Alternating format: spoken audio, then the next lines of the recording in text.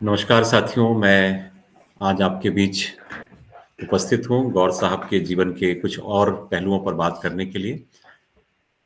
पिछले 2 एपिसोड में मैंने जो बात की पहले एपिसोड में मैंने गौर साहब के जीवन के प्रारंभिक जीवन तथा उनके शिक्षा के बारे में बात की थी और जो दूसरा वीडियो मैंने हाल ही में आपके सामने प्रस्तुत किया है, उस वीडियो में मैंने गौर साहब के व्यक्तित्व के 2 पहलुओं पे, खास करके एज एन एडवोकेट वो किस प्रकार से काम कर रहे थे और किस प्रकार से उन्होंने अपने प्रोफ़ेशन में अपनी प्रसिद्धि पाई। भंडारा से प्रारंभ करते हुए नागपुर और रायपुर, इलाहाबाद और कलकत्ता, लाहौर, म्यांमार और फिर बाद में लंदन में भी उन्होंने जिस प्रकार से अपनी वकालत से प्रसिद्धि पाई और यश पाया।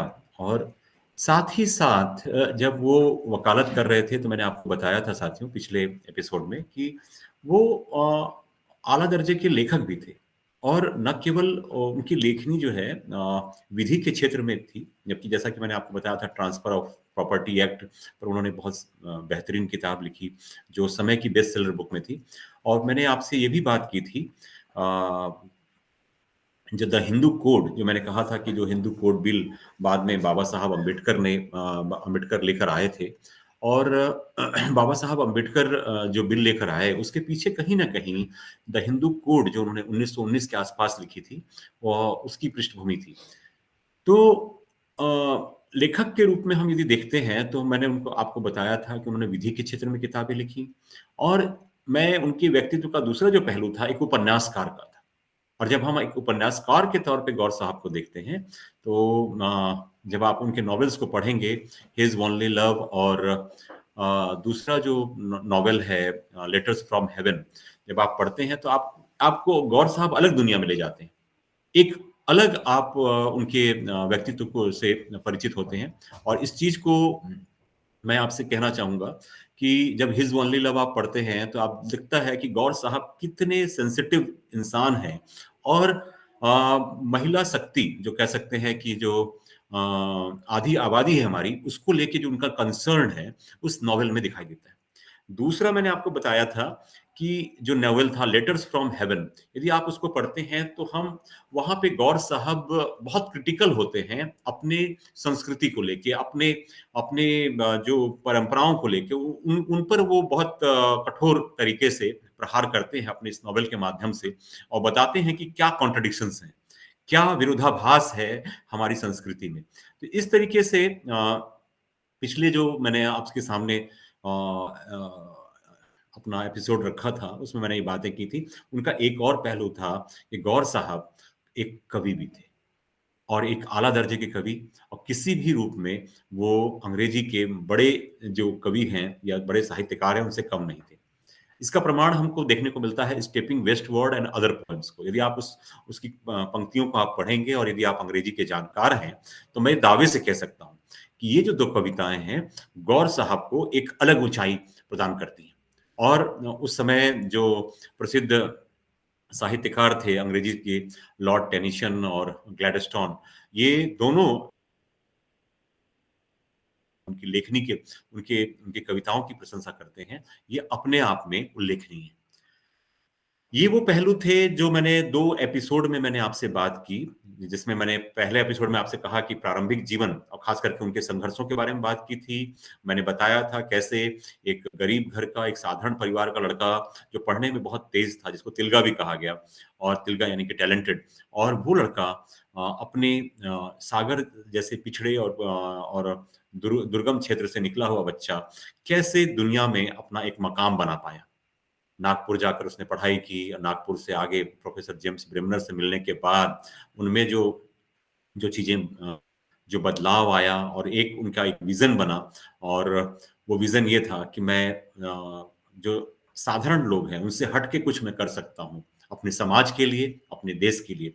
और यही यही वो बात है जिसके लिए मैं हमेशा आप सबके समक्ष उपस्थित होता हूँ गौर साहब की उन पहलुओं पर बात करने के लिए, जिस पर साधारणतः लोग बात नहीं करते।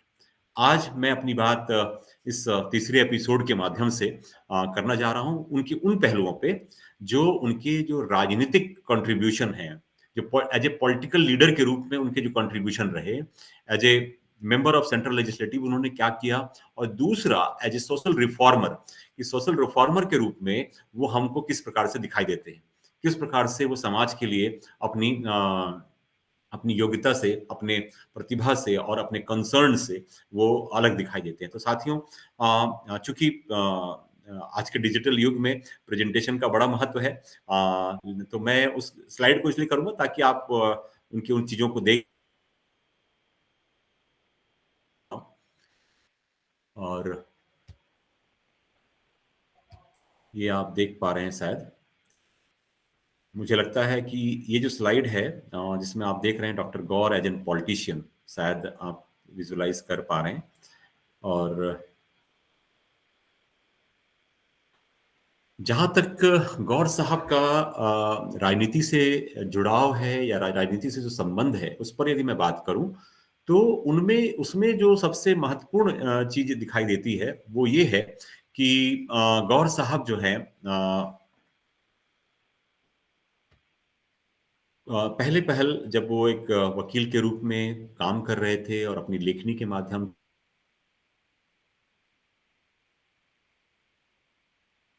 कलकत्ता से लेके लाहौर तक ये उनकी प्रसिद्धि का आलम था कि वो भारत के तमाम उन कोनों में जाके उन्होंने वकालत की। वकालत से जो उनको प्रसिद्धि मिली और साथ ही साथ जो उनकी लेखनी के माध्यम से जो प्रसिद्धि मिली, कहीं न कहीं और उनके अंदर एक समाज के साथ समाज में उनको लगा कि एज ए वकील, एज एन एडवोकेट ही नहीं काफ़ी है, उनको पॉलिटिक्स में भी आना चाहिए, ताकि वो अपने अंदर का जो टैलेंट है, वो बड़े लार्जर देन लाइफ वो उसपे काम कर पाएँगे। और गौर साहब अ, 1919 में भारतीय राष्ट्रीय कांग्रेस को उन्होंने जॉइन किया। ये वही समय है जब भारतीय राष्ट्रीय कांग्रेस में गांधी का पदार्पण होता है।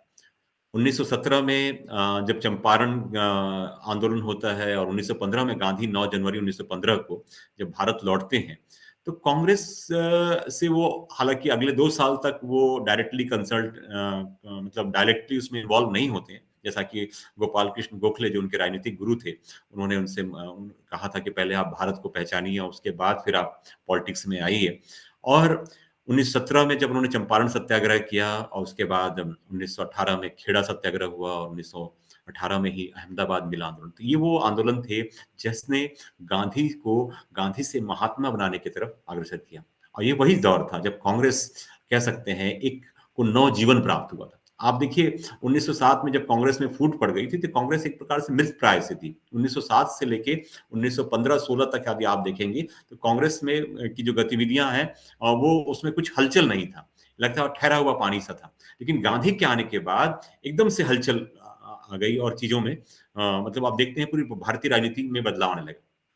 और ये स्वाभाविक था कि ये वो समय जब 1919 में जब खिलाफत आंदोलन की बात हो रही थी या सहयोग की बात हो रही थी और उस समय जलियांवाला बाग हत्याकांड हुई थी, ये वो चीजें थी कि तमाम भारतीयों को झकझोर देने वाली चीजें हो रही थी। उसी समय गौर साहब ने प्रण किया कि मैं देश की सेवा या समाज की सेवा तभी कर सकता हूँ जब मैं लार्जर इसमें आ पाऊंगा। और जब तक वो एक्टिव पॉलिटिक्स में नहीं आएंगे, तो उनको लग रहा था कि कहीं ना कहीं वो अपना 100% समाज को नहीं दे पा रहे। और यही वो कारण था कि उन्होंने भारतीय राष्ट्रीय कांग्रेस को 1919 में ज्वाइन किया। और 1919 में जैसा आपको पता है कि जलियांवाला बाग हत्याकांड हुई और रॉलेट एक्ट के प्रतिकार में जलियांवाला बाग में लोग सभा कर रहे थे और जनरल ओडायर ने उस सभा में बिना चेतावनी के गोली चलाई और हजारों लोग मारे गए। और उसके बाद कह सकते हैं पूरे भारत में हाहाकार मच गया। और कह सकते हैं कि ये वो घटना थी जो भारत के इतिहास को बदलने वाली घटना थी। और ऐसी निर्मम हत्याकांड मतलब पूरे इतिहास में हमको नहीं दिखाई देता है, आधुनिक इतिहास में खास करके। और इसका परिणाम ये हुआ कि जो गांधी अंग्रेजों के सहयोगी माने जाते थे, कुछ इतिहासकारों ने खास करके वामपंथी इतिहासकारों ने गांधी को अंग्रेजों का एजेंट कहा है, उनका दलाल कहा है, बहुत सारे खराब शब्द यूज किए हैं वामपंथी इतिहासकारों ने। लेकिन ये वो टर्निंग पॉइंट था जिसने गांधी को सहयोगी से असहयोगी बना दिया। और ये असहयोगी बनने के सफर में जब उन्होंने असहयोग आंदोलन का दृढ़ निश्चय किया, तो उनके असहयोग आंदोलन के दौरान उनके जो एजेंडा थे, उस एजेंडा में विदेशी वस्तुओं का बहिष्कार, स्वदेशी का स्वीकार और विदेशी जितने सरकारी नौकरियों का त्याग और तमाम उस प्रकार के बहिष्कार का को प्रमोट किया गया। उसके दौरान एक और एजेंडा था जिसमें कहा गया था कि जो 1919 में भारत सरकार अधिनियम के तहत जो चुनाव होने वाले थे, सेंट्रल लेजिस्लेटिव असेंबली के और स्टेट असेंबली के, उन चुनावों का भी बहिष्कार। और ये वो मुद्दा था जिसने गौर साहब को परेशान किया। गौर साहब असहयोग आंदोलन से सहमत थे, लेकिन गौर साहब गांधी के उस मत से सहमत नहीं थे कि हमको असेंबली इलेक्शन का बहिष्कार करना चाहिए। गौर साहब चाहते थे कि वो असेंबली इलेक्शन का बहिष्कार ना करें। और असेंबली इलेक्शन मतलब सेंट्रल, जिसको हम कह सकते हैं कि लोकसभा का चुनाव या विधानसभा का चुनाव, तो इनका बहिष्कार नहीं करना चाहिए।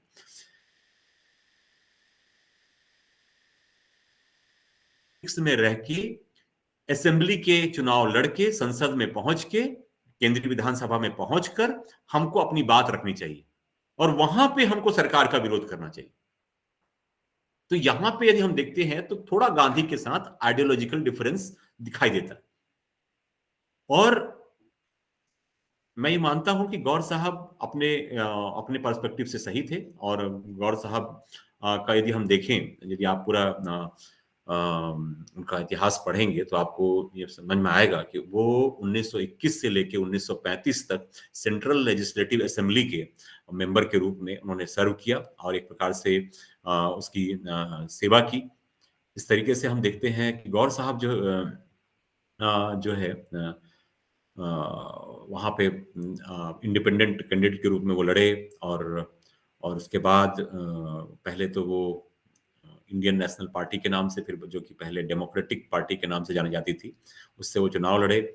और इंडियन लेजिस्लेटिव असेंबली, जिसको कि हम लोग की भारतीय विधानसभा, जिसको आज के डेट में हम लोकसभा कह सकते हैं, उसके वो सदस्य के रूप में 1921 से 1935 तक लगातार अपनी सेवाएं दी। और जैसा कि आप जानते हैं कि डॉक्टर गौर एक अच्छे ओरेटर थे, अच्छे वक्ता थे। और इस चीज को हम देखते हैं उनके और एक वक्ता होने का उनका जो स्किल था, उसके कारण वो बहुत सफल रहे। और आगे की मैं स्लाइड्स में आपको बताऊंगा, जो बात करूंगा, आप देख भी पा रहे हैं कि वो अपनी जो राजनीतिक गतिविधियों के साथ ही साथ वो प्रेसिडेंट रहे high court bar association Nagpur के। इसके अलावा एक संगठन था हिंदू संगठन, उसके भी वो अध्यक्ष के रूप में काम किया। इसके अलावा वो डेप्यूटी प्रेसिडेंट थे सेंट्रल लेजिस्लेटिव असेंबली के। और इसके अलावा इंडियन डेलीगेट्स जो थे ज्वाइंट पार्लियामेंट्री कमेटी के, उसके भी मेंबर के रूप में उन्होंने काम किया। इसके अलावा वो जब आपको बताऊं कि यदि हम राजनीति की बात करें गौर साहब की, तो बड़ी उपलब्धि हम देखते हैं जब हमारा संविधान सभा का गठन हुआ। तो संविधान सभा के गठन होने के बाद उनकी भूमिका महत्वपूर्ण होती है। और संविधान सभा का जब गठन हुआ, मैंने आपको पिछले एपिसोड में मैंने बताया था कि गौर साहब ने जो किताब लिखी थी द हिंदू कोड, जिसको बाद में भारत के कानून मंत्री डॉक्टर भीमराव अंबेडकर ने हिंदू कोड बिल के नाम से इंट्रोड्यूस किया। और उस बिल के साथ समस्या ये आई थी कि जब अंबेडकर साहब उस बिल को लेकर आते हैं, तो उस समय की जो ऑर्थोडॉक्स मेंटालिटी के जो हमारे के जो सदस्य थे लोकसभा और उसके, तो वो उसके पक्ष में नहीं थे। तो ये बहुत तकनीकी और कुछ बहुत विरोध झेलना पड़ा था बाबा साहब अम्बेडकर को। और इस कारण से वो निराश होकर उन्होंने इस्तीफा दिया 1951 में, मंत्रिमंडल से इस्तीफा दे दिया। लेकिन बाद में पंडित नेहरू ने उसी बिल को 4 हिस्सों में अलग अलग उसके 4 हिस्से किए और 4 हिस्सों में उस बिल को अलग अलग इसमें पारित करवाया।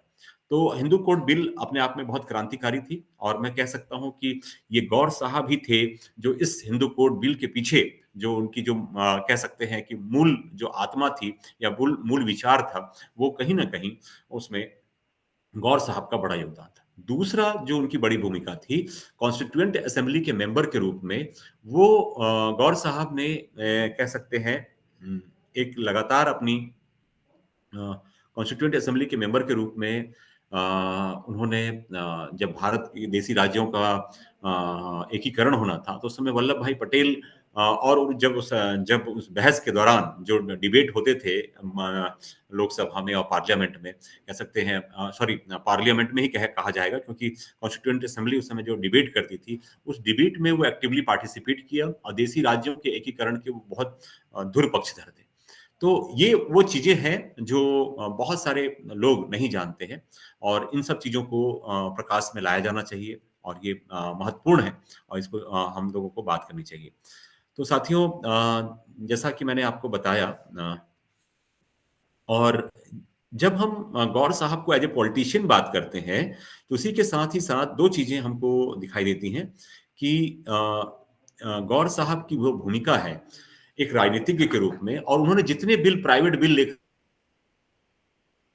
वो उन बि उस बिल की विशेषता ये रही कि वो बिल जो थे, वो महिला अधिकारों से ज़्यादा जुड़े हुए थे। यदि आप तमाम वो बिल देखें, तो उन बिल को आप देखेंगे तो उसमें कहीं न कहीं गौर साहब दिखाई देते हैं कि वुमेन सेंट्रिक, या आप एक फेमिनिस्ट के रूप में वो दिखाई देते हैं। और या उनका जो अप्रोच है, वो कहीं न कहीं महिलाओं के सशक्तिकरण के पक्ष में दिखाई देता है। और यहाँ पे महत्वपूर्ण ये है कि जब वो 1921 में जब वो मेंबर बने, तो सबसे पहला जो उस समय आपको बताऊँ कि भारत के इतिहास में ये बड़ा महत्वपूर्ण महत्वपूर्ण घटना है कि 1921-22 के पहले तक भारत में महिलाएँ वकील नहीं हुआ करती थी।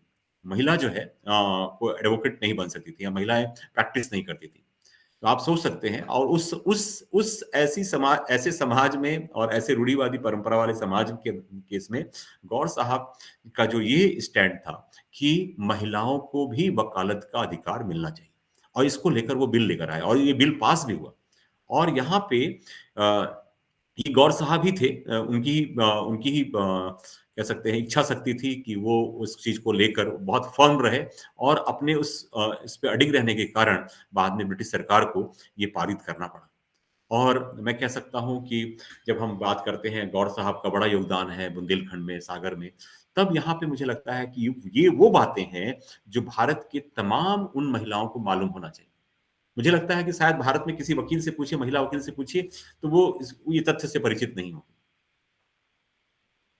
दुर्भाग्य ये है कि हम इस बात को पहुँचा नहीं पाए। इसमें मैं किसी और को दोष नहीं दूँगा, इसके लिए दोषी भी हम ही हैं।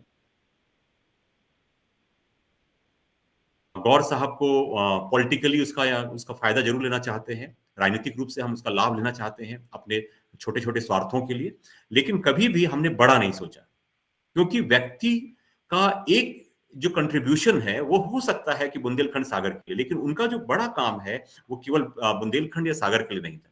मुझे लगता है कि ये जो कार्य है, वो पैन इंडिया के लिए है। और आप सोच सकते हैं कि आज आधी आबादी, जिसको हम कहते हैं महिलाओं की बात करते हैं, तो उसके लिए ये बड़ा कंट्रीब्यूशन था कि महिलाओं को वकालत का अधिकार मिले। आज से 100 साल पहले कल्पना करिए, ऐसे समाज में जहाँ महिलाओं को घर से निकलने का परमिशन नहीं था, महिलाओं को शिक्षा की बात नहीं हो रही थी, वहाँ पे उनके वकालत पेशे के लिए ये बात रखना संसद में, ये इसके लिए मुझे लगता है कि ये उनकी दृढ़ इच्छा शक्ति और उनके ब्रॉड जो थॉट प्रोसेस है, उसको दिखाता है।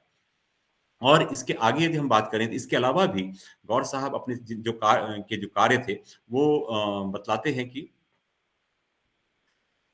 तत्कालीन समाज में हम यदि देखें, तो 2 चीज़ें हमको दिखाई देती हैं। पहली बात कि न यदि हम महिलाओं की परिप्रेक्ष्य में बात करें, एक और बिल है जिसको एज ऑफ कंसेंट बिल कहा जाता था। और आपको बता दूँ, थोड़ा-सा इसके इतिहास में मैं जाऊँ, तो महत्वपूर्ण ये था कि अ, महिलाओं के विवाह के उम्र को लेकर आज भी हम लोग संसद में इस पर बहस कर रहे हैं कि विवाह का उम्र जो है, विवाह की जो उम्र है, वो 18 साल की जगह 21 साल की जाए, तो इसमें भी बहस हो रही है। तो ये वो समय था 1860 का, जब हमारे यहाँ महिलाओं की, यानी कह सकते हैं कि बच्चियों की शादी की जो उम्र थी, वो थी 10 साल। जिसे बाद में 1891 के एज ऑफ कंसेंट के द्वारा 12 साल किया गया।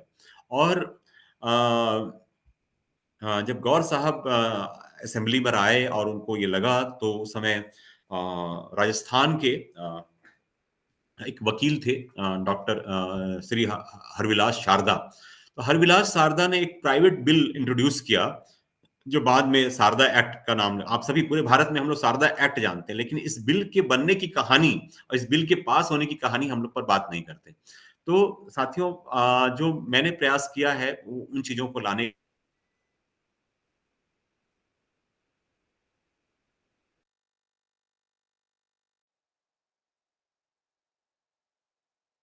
अपने इस लेक्चर के माध्यम से आप तक पहुँच सकूँ। और मेरी कोशिश ये है कि गौर साहब न केवल सागर या बुंदेलखंड तक सीमित रहें, जबकि हम इनको भारत के विभिन्न कोनों तक पहुँचाना चाहते हैं। और मैं बताना ही चाहता हूँ कि जब एज ऑफ कंसेंट बिल के ऊपर आगे डिबेट शुरू हुई और हरिलाल शारदा ने ये प्राइवेट बिल के रूप में असेंबली में लेकर आए, तो ये बिल 1924 में आया। और ये बिल लेकर जब आए तो उसमें ये था कि महिलाओं की जो मैरिज की जो एज है वो 12 से 14 साल की होनी चाहिए। लेकिन उस समय जो जो मेंबर थे, जो लेजिस्लेटिव असेंबली के मेंबर थे, वो मतलब आप समझ सकते हैं कि उस समय का समाज, आज से 100 साल पहले का जो समाज था, वो कितना ऑर्थोडॉक्स था, कितना मतलब रूढ़िवादी था कि ये इस चीज़ को एक्सेप्ट नहीं कर पा रहे थे। आप कल्पना करिए कि ये इस बिल को पारित होने में लगभग 5 साल का समय लगा। और लगभग 5 साल की लगातार बहसों में, और इनमें सबसे बड़ा कंट्रीब्यूशन हरि सिंह गौर का नाम कहीं नहीं आता है। शारदा एक्ट में यदि आप देखेंगे तो कहीं नहीं। लेकिन जब यदि हम सेंट्रल लेजिस्लेटिव असेंबली के उस समय के रिकॉर्ड्स को जाकर देखें, तो डिबेट्स को जाकर देखें, तो डिबेट्स में आप देखेंगे कि गौर साहब ने एक्टिवली पार्टिसिपेट किया हुआ है। और गौर साहब के जो उन्होंने तर्क रखे, जो लॉजिक्स दिए, उसके बाद ही ये बिल 1928-29 में ये पारित हुआ। और ये सिलेक्ट कमेटी के बाद गया और उसके बाद जाके पारित हुआ था। जैसे आज आप देखिए कि 18 से 21 साल का होना है, तब भी ये बिल अभी सिलेक्ट कमेटी के पास गया हुआ है। और सिलेक्ट कमेटी क्या निर्णय लेती है वो तो देखने वाली बात है। ठीक उसी प्रकार से आज से ठीक 100 साल पहले की बात है, और ये 100 साल पहले भी ये चीजें हुई थी। जब 12 से 14 साल लड़कियों की विवाह की उम्र करनी थी, तब भी ये बिल डायरेक्ट पास नहीं हुआ, इसको सिलेक्ट कमेटी में गया। सिलेक्ट कमेटी में जाने के बाद फिर ये बिल पास हुआ। और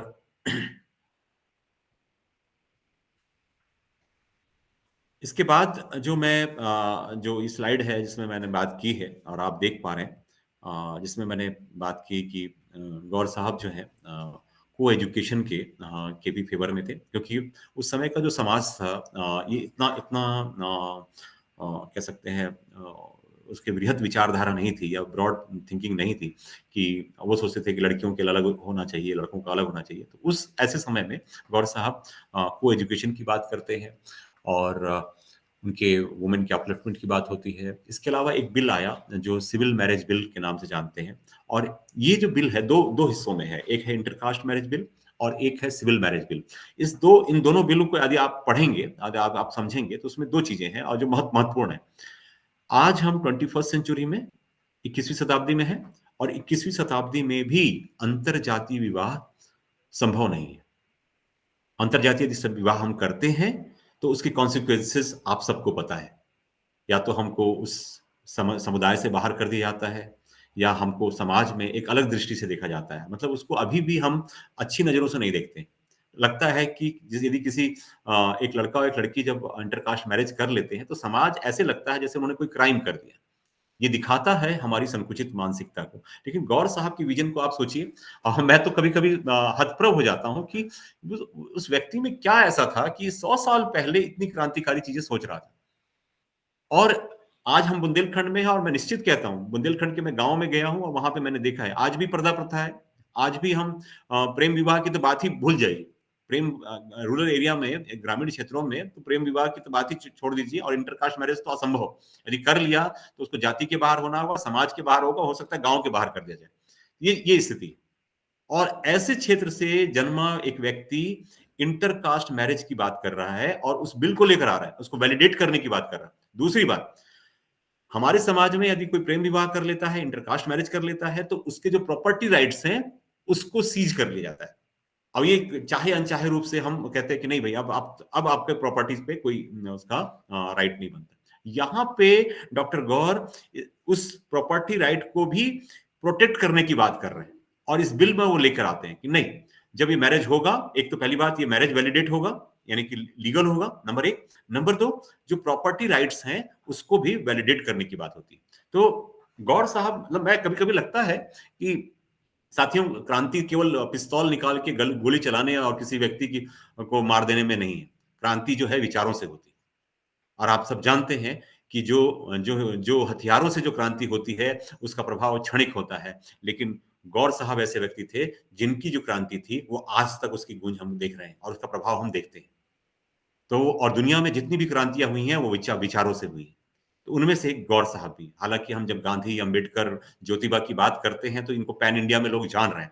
लेकिन गौर साहब के साथ विडंबना ये रही और ख़ास करके ह इ इसका इसका भी जो बड़ा कारण है, हम बुंदेलखंड के लोगों का, हम जैसे लोगों का है, कि हमने कभी इस पर बात नहीं की। हमने कभी उस बड़े फलक पे बात नहीं की और बड़े फलक पे बात करने का प्रयास नहीं किया। मेरा ये मानना है साथियों कि गौर साहब के इन कामों को यदि हम देखें, इस चीज़ को समझें, तो मुझे लगता है कि कुछ चीज़ें ऐसी हैं जो आज भी हमको परेशान करती हैं और समाज में आज भी इंटरकास्ट मैरिज को हम लोग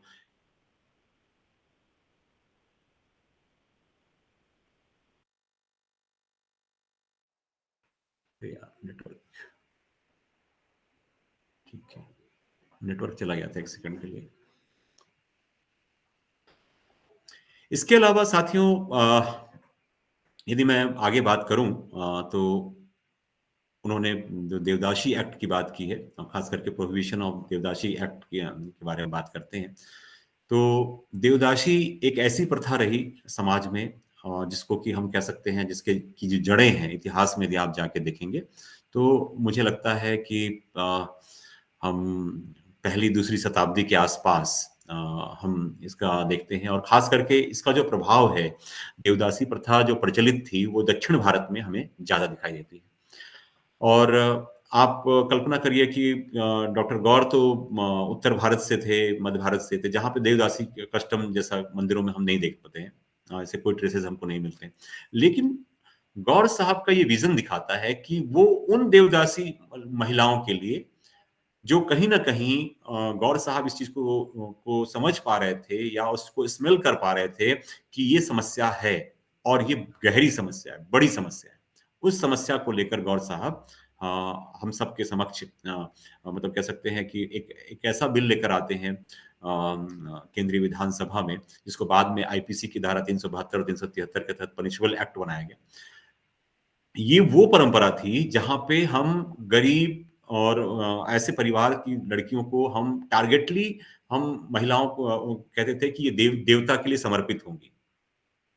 हो सकता है कि शुरुआत में इसके इतिहास में हम जाएँगे तो आपको मिलेगा कि पहले स्वेच्छा से कुछ लड़कियाँ ऐसी होती थी कि जो विवाह नहीं करना चाहती थी या सामाजिक बंधनों से दूर होके वो देवता को की उपासना, पूजा में संलग्न हो जाती थी। लेकिन ये उदाहरण बहुत कम है।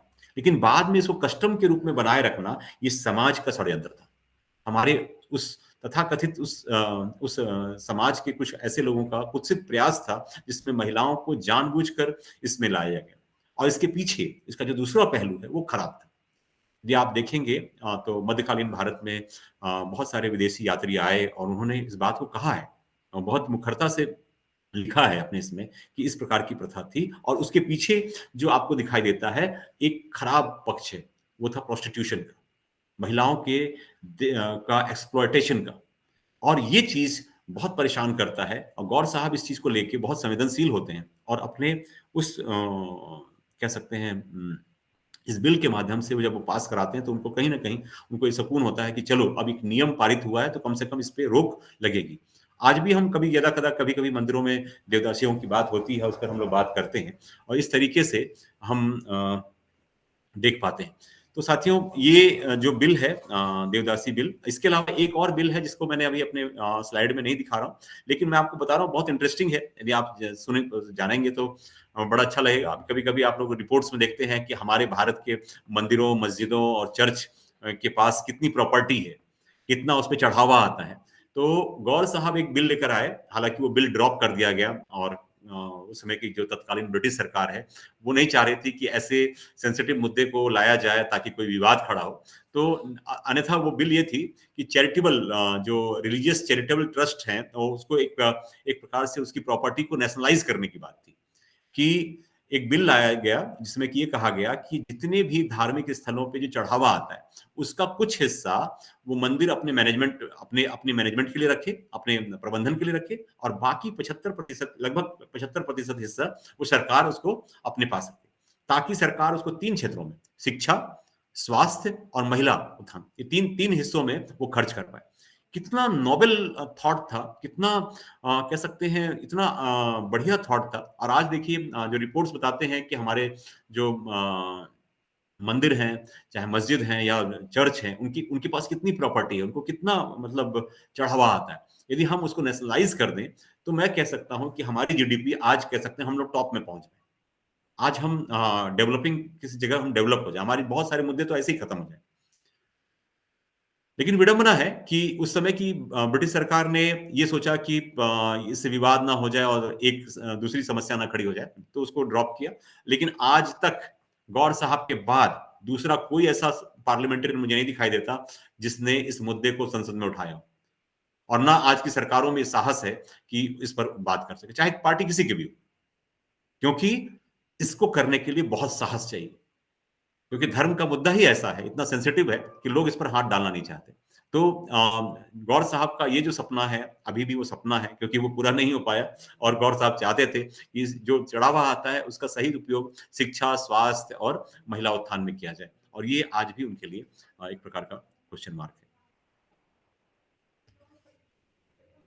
इसके अलावा गौर साहब का एक बिल और लेकर आए थे, वो है रेसिप्रोसिटी बिल। जैसा आप सब जानते हैं कि उस समय ब्रिटिश जो गवर्नमेंट है, जो जैसे भारत एक उनका कॉलोनी के रूप में थी, एक उपनिवेश के रूप में थी, इसी प्रकार से दुनिया के बहुत सारे ऐसे देश थे जहाँ पे उनकी कॉलोनीज थी, और वहाँ पे भारतीय जो है काम करने के लिए या अपने व्यवसाय के लिए वहाँ पे रह रहे थे। लेकिन उन उन लोगों के साथ, जो भारतीय जो लोग थे, उनके साथ जो व्यवहार था, जैसा कि हम साउथ अफ्रीका में देखते हैं जहाँ पे गांधी बहुत 22 साल संघर्ष करते हैं, उसी प्रकार का दोयम दर्जे की स्थिति बहुत सारे देशों में थी जहाँ पे भारतीय कार्य कर रहे थे या भारतीय वहां जाके व्यवसाय कर रहे थे। तो इस ये बिल के पीछे उद्देश्य था कि उन भारतीयों के साथ वहां की सरकारें, क्योंकि ब्रिटिश सरकार ही है, तो एक बराबरी का, एक समानता का बिहेवियर करे। ये एक इंपॉर्टेंट बिल था जिसको लेकर आए और उसको उन्होंने पारित करवाया 1923 में। इसके अलावा यदि हम सोशल रिफॉर्म की बात करते हैं, तो वो प्रेसिडेंट रहे नागपुर म्युनिसिपल कमेटी के। और नागपुर में उस समय एक लेप्रोसी हॉस्पिटल खोला उन्होंने। लेप्रोसी एक ऐसी बीमारी है जिसको हम लोग कुष्ठ रोग कहते हैं। लेप्रोसी जब किसी को होती थी या किसी एक कुष्ठ रोग बीमारी होता था, तो उस पेशेंट को घर के लोग घर से बाहर निकाल देते थे, गांव के बाहर छोड़ के आ जाते थे। वो ऐसा इसलिए करते थे क्योंकि बहुत संक्रामक था। जैसे अभी कोरोना के समय में हम देखते थे कि लोगों को आइसोलेट कर दिया जाता है, तो ठीक है, अब तो और उसके साथ बड़ा ये किया था। लेकिन उस समय आइसोलेशन की जगह पे हम क्या कर रहे थे, सीधा सीधा उसको घर से बाहर, समाज से बाहर, गांव के बाहर कर दिया, और उसको देखने वाला कोई नहीं था। और ऐसे समय में जब हम देखते हैं, बाद में हम देखेंगे कि गांधीवादी जो नेता थे, बाबा आमटे, जो कुछ रोगियों की सेवा के लिए अपना जीवन पूरा समर्पित कर दिए। आज भी उनकी जो जो ग्रैंडसन है, वो इस क्षेत्र में काम कर रहे हैं महाराष्ट्र में, और आनंद वन और इस प्रकार का आश्रम उन्होंने स्थापित किया, और उस पर बहुत काम किया कुष्ठ रोगियों के लिए। तो कुष्ठ रोग जैसे बीमारी के लिए उन्होंने नागपुर में, चूंकि वो नागपुर म्युनिसिपल कमेटी के वो प्रेसिडेंट के तौर पे रहे, तो वहां पे उन्होंने लेप्रोसी हॉस्पिटल की स्थापना की। और इसके अलावा जब उस समय अकाल पड़ा, तो वहां पे फेमिन रिलीफ फंड, यानी कि अकाल पीड़ितों के लिए रिलीफ फंड खोला। इसके अलावा चूंकि उनको लगता था कि बच्चों के इंटरटेनमेंट के लिए, उनके विकास के लिए एक पार्क होना चाहिए, तो बच्चों के लिए चिल्ड्रन पार्क की भी स्थापना की। तो ये दिखाता है कि गौर साहब कितने मल्टी डायमेंशनल थे। एक तरफ महिलाओं की चिंता थी, एक तरफ कुछ रोगियों के देख रहे हैं, अकाल पड़ रहा है, तो वहां पे तो एक as a politician, as a social reformer उनके कंट्रीब्यूशन को हम लोग देखें, तो वो बहुत लार्जर देन लाइफ दिखाई, बहुत जबरदस्त है। और जिसको कहता हूं कि बहुत लोग इसको नहीं जान पाए हैं, और तो इस पे बात होनी चाहिए। तो मैंने कोशिश की है साथियों, अभी पिछले 3 एपिसोड के माध्यम से बहुत सारी बातें आपसे किया। और एक अंतिम बात जो मैं इसके अगले एपिसोड में बात करूंगा, वो एज ए एजुकेशनिस्ट बात करूंगा कि वो क्या सोचते थे और क्या उनका विजन था। और उनकी दो किताबों पे मैंने बात नहीं की है, वो है स्पिरिट ऑफ बुद्धिज्म और और रिलीजन एंड रैशनलिज्म। इस पे मैंने बात इसलिए नहीं की, जानबूझ के मैंने नहीं की, क्योंकि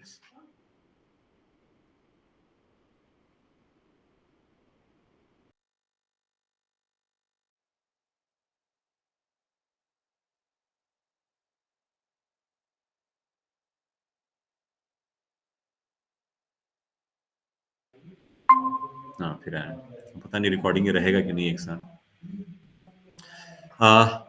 तो साथियों, अगले एपिसोड में मैं उनके इस बुद्धिज्म को लेकर, स्पिरिट ऑफ बुद्धिज्म जो उनकी किताब थी उस पर बात करूंगा, और जो कि जिसके प्रीफेस रविन्द्रनाथ टैगोर ने लिखी थी। और एक किताब और है।